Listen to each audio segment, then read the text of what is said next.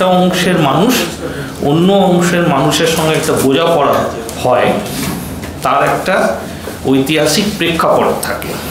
এবং আমাদের ভারতবর্ষের মধ্যে সংরক্ষণ যাদের হবে এবং সমাজের মধ্যে অন্য অংশের মানুষের যে বোঝাপড়া, এই বোঝাপড়ার পদ্ধতি তার কতগুলো ঐতিহাসিক দিক আছে।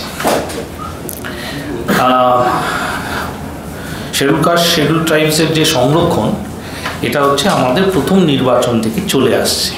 ফলে ওই বোঝাপড়াটা ঠিক স্বাধীনতার মুহূর্তে হয়নি, তার স্বাধীনতার পূর্বে অনেক তার একটা ইতিহাস রয়েছে। সেটা সংক্ষেপে আপনাদের সঙ্গে রেখে বাকিটা হচ্ছে বাকি লোকজন আলোচনা নিশ্চয়ই করবেন। তাদের ইংরেজরা যখন চলে যাচ্ছে ভারতবর্ষ থেকে, তখন তারা একটা রাউন্ড টেবিল বলে একটা বিষয় সংগঠিত করলো। তারা বললো, আমরা বুঝতে পারছি আমরা এখান থেকে চলে যাচ্ছি, আপনারা ভারতবাসী, আপনাদের উপরে আমরা রাজত্ব করেছি, আপনারা এসে বলুন যে আমরা যখন এখান থেকে চলে যাব তাহলে আমরা এই ভূখণ্ডের মধ্যে কি ব্যবস্থাপনা ছেড়ে যাব। টুকরো টুকরো করে বলছি, শিখ সম্প্রদায়ের মানুষ বলল কি আপনারা যখন চলে যাবেন তাহলে এই ভূখণ্ডের মধ্যে এমন একটি জায়গা ছেড়ে যাবেন যেটাকে আমরা সিকিস্তান বলবো। শিখ সম্প্রদায়ের মানুষ সিকিস্তান চাইলেন এবং ওনারা বললেন যে এই কারণের জন্য আমরা চাইছি, কেন এতদিন অবধি আমাদের সমস্ত কাগজপত্র এবং আমাদের সমস্ত পরিচয় পত্রর মধ্যে আমাদেরকে হিন্দু কথাটা লিখতে হতো, আমরা শিখ হিসেবে আমাদের পৃথক পরিচয় ছিল না। তখন যখন এই বিষয়টা উত্থাপন করে শিখ সম্প্রদায়ের লোকজন রাউন্ড টেবিলে, মাস্টার তারা সিং ওনাদের লিডার ছিলেন, তখন জাতীয় কংগ্রেসের লিডারশিপ মৌলানা আবুল কালাম আজাদ, কমিউনিস্ট অংশর আপনারা জানেন সংবিধানের হচ্ছে মূল যে প্রপোজার কমরেড এম এন রায় ছিলেন 1935 সালে, জাতীয় কংগ্রেস সেটাকে গ্রহণ করে 1936 সালে। সেই ব্যাখ্যার মধ্যে যাচ্ছি না।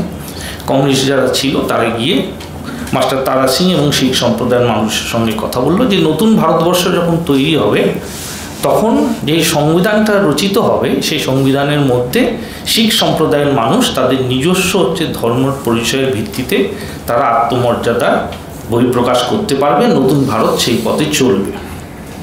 স্বাধীনতার পর থেকে শিখ সম্প্রদায় তাদের নিজস্ব ধর্মের পরিচয় পেলেন। তার স্বাধীনতার আগে রাউন্ড টেবিলে ওরা হচ্ছে পৃথক শিখস্থানের দাবিটার থেকে প্রত্যাহার করলেন, কিন্তু সব মানুষ শিখ সম্প্রদায়ের সেটা গ্রহণ করেনি। একটা অংশ রয়ে গেছে। এখনো দেখবেন পাঞ্জাবের মধ্যে খালিস্তানে যারা প্রবক্তা আছে তারা সেই শিখিস্তানের মতাদর্শকে খালিস্তানে রূপান্তরিত করে তারা এখনো আন্দোলন চালিয়ে যাচ্ছে।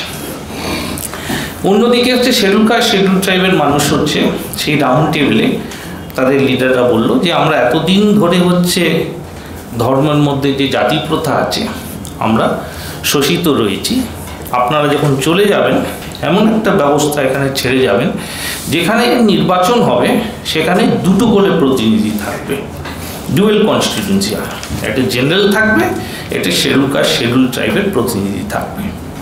আবার জাতীয় কংগ্রেসের লিডারশিপ কথা বলল, যারা লিডার ছিলেন বললেন যে প্রত্যেকটা কনস্টিটিউয়েন্সিতে যদি দুটো করে হচ্ছে প্রতিনিধি হয় এবং নির্বাচন যদি আলাদাভাবে হয় প্রত্যেকটা কনস্টিটিউয়েন্সিতে তাহলে গণতন্ত্র দুর্বল হয়ে যাবে।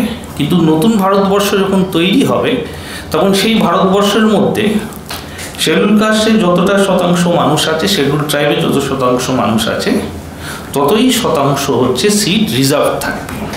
এবং প্রথম নির্বাচন থেকে আজ অবধি দেখবেন লোকসভা, রাজ্যসভা, বিধানসভা, কর্পোরেশন, জেলা পরিষদ, পঞ্চায়েত সমিতি, পঞ্চায়েতে সেই প্রথাটা চলে আসছে। পদ্ধতিটা কি হবে?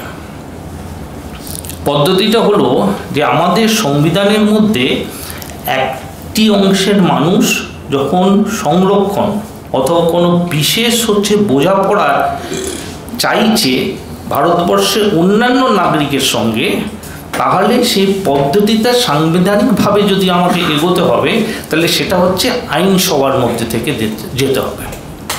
এটা হচ্ছে মূল জিনিস। এই যে জাজমেন্টটা এসছে, এই জাজমেন্টের 204 নম্বর পাতায় 19 নম্বর পয়েন্টটা পড়ে দিচ্ছি আপনাকে। A perusal of section 2H read with section 16 of the 2012 Act reveals that state government has been provided with carte blanche authority in respect of specifying, declaring classes as backward who may be entitled to reservation. এখন high court যে জাজমেন্টটা দিয়েছে, যখন এক অংশের মানুষ হচ্ছে ভারতবর্ষের অন্য অংশের মানুষের সঙ্গে একটা বোঝাপড়ার মধ্যে প্রবেশ করছে, তখন হচ্ছে প্রশাসন সেটা ঠিক করে দিতে পারে না।